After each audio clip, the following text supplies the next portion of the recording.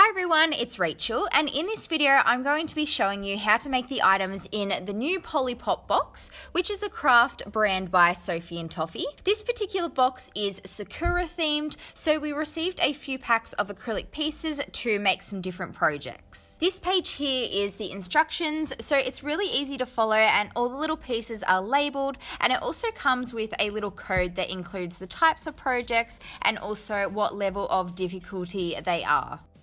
The box also comes with a bag of findings that you need, some glue, and also some plastic tweezers.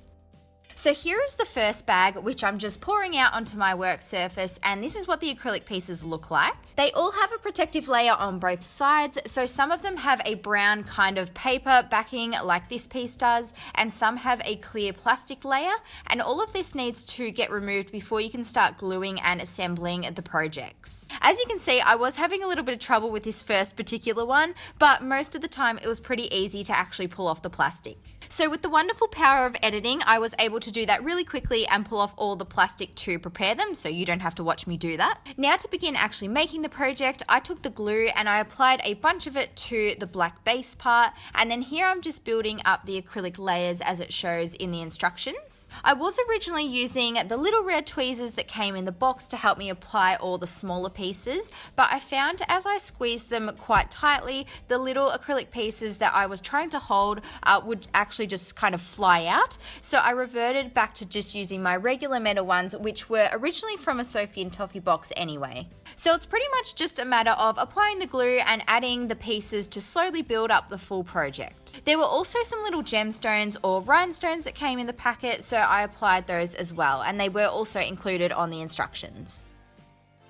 Then here we're moving on to the next project, and this one is a large bunny Sakura figurine or charm. So again, before I got started, I took off all the protective layers, and I didn't mention it before, but I found it easiest to remove the plastic layers by kind of lifting up the edges with a sharp blade, as it can be quite tricky if you're just trying to use your fingernail, so I guess that's just a little tip for you.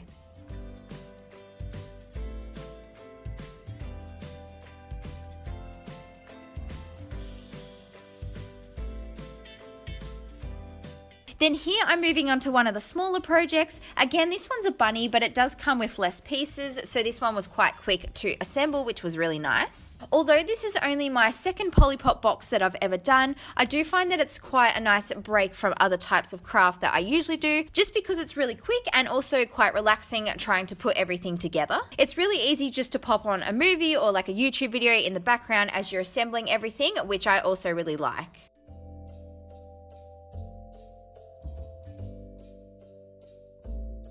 Then all these little pieces I'm making here just go along with the bigger projects, but I've just kind of put them all at the end. So there's a few flowers and some little bells as well.